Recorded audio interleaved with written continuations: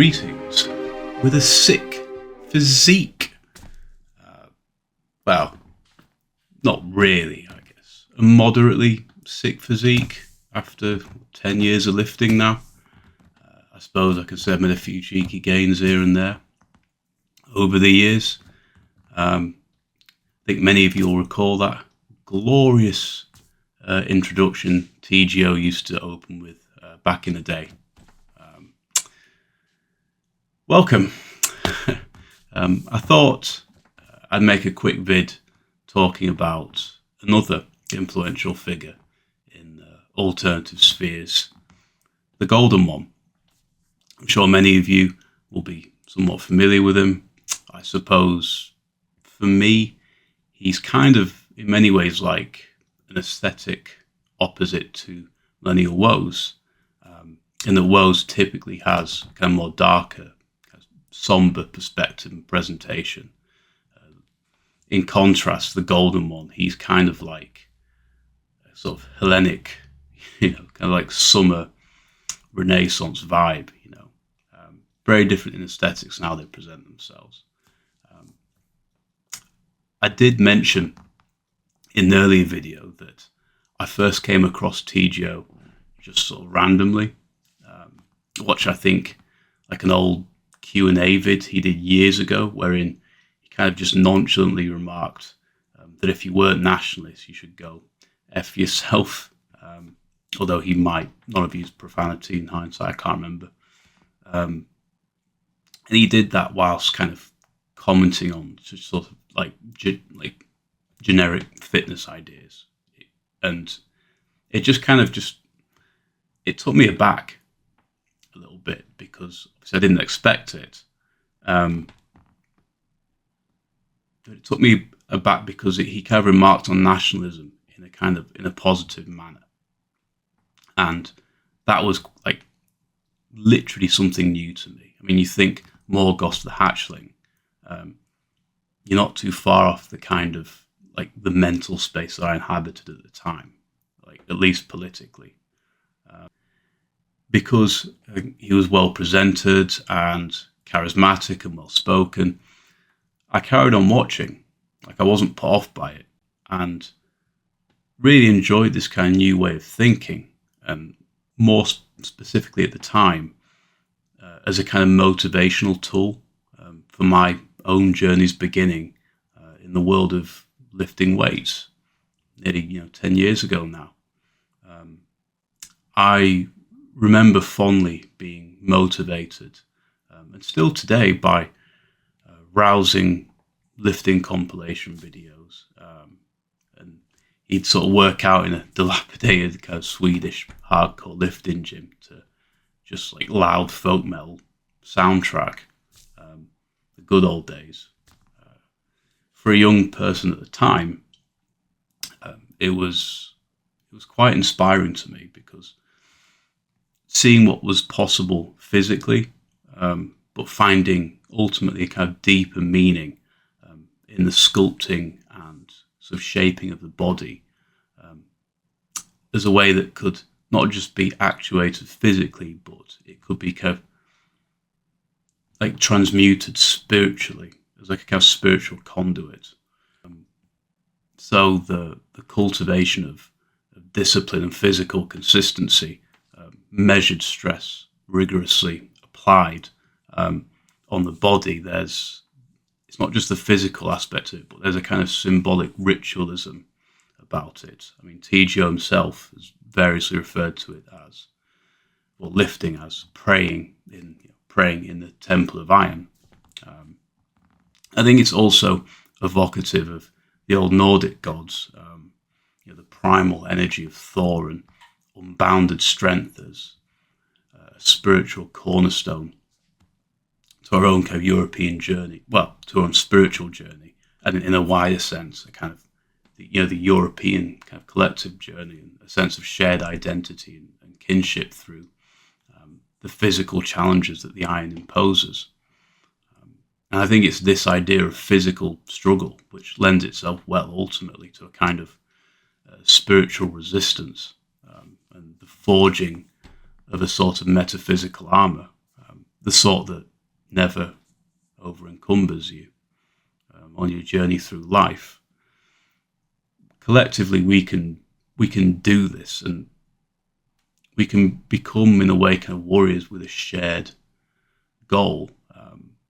I wouldn't say vision necessarily, because, in like an ideological sense, I wouldn't necessarily say that, but in a kind of shared path of the kind of symbolic rekindling of the sort of the ancient warrior archetype, the flame of our ancestors being rekindled and burning brightly again.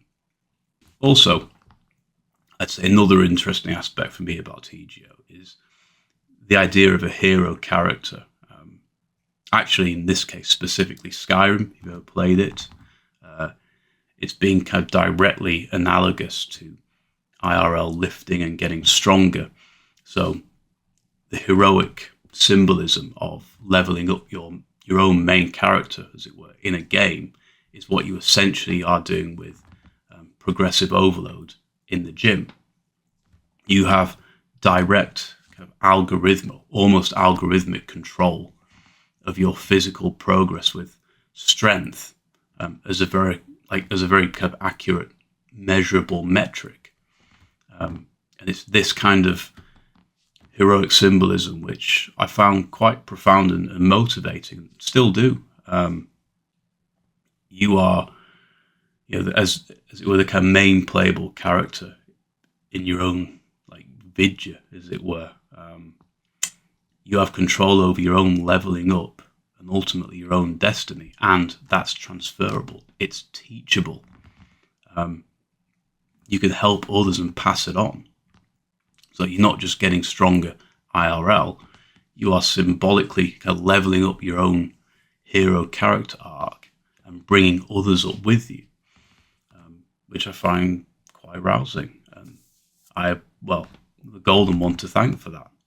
So yeah, I mean, I can't recommend his videos enough, especially his older workout videos. They're definitely something you want playing in the background whilst lifting, or watch just before you go to the gym as the best kind of amped up pre-workout. I think maybe past few years he's maybe just a bit less prolific on YouTube. I think that's because he's ultimately the victim to kind of shadow banning and the kind of pervasive censorship that lots of content creators have been sort of bound to over the years, and he's kind of withdrawn a bit as a result of YouTube. It's this idea of like self-silification, as it were, like what was this sort of dissident kind of alternative sphere kind of smashed apart, and then all these fragments going off in different directions, and in a lot of cases siloing off and kind of sequestering themselves into their own kind of little digital spheres. Not so much Golden One, but it's, I guess, this idea, like Morgoth once talked about it as like the great turning away from the mainstream of dissidents, but I think in Golden One's case it's more just that it's mainstream social media not being as accommodating and finding ways and innovative ways to adapt, like on other platforms and alternative platforms as well, which has been good. Like Patreon, for example, he's prevalent on. And he has other kind of serious online pursuits as well. So, but good thing now he's posting a bit more on YouTube as of late. So, and getting good traction and views for it. So, all that's rather encouraging. All in all, I think with TGO, there's a light-hearted kind of summery, sunny vibe to what he does, along with there is a canny sense of humour there. I think he's not too self-serious a lot of the time, but it's not just about rabble-rousing and kind of lifting montages and bro memes and whatnot. I think fundamentally it's about waking up politically our own people from the kind of the deep apathetic slumber that they're in, the deep sleep that has been induced systematically from decades of kind of hypnotic political indoctrination. And ultimately waking the sleeping giant that is European man, and then giving them the tools to be able to better them and shape them and mantle them in a way that is befitting of a spiritual forebears.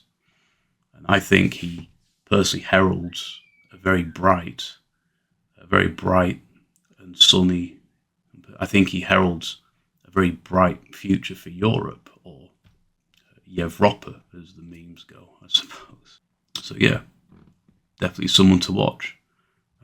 With that, thank you for watching, and I'll see you later. An upcoming book review of Dauntless at some point. So thank you for watching, and I'll see you later.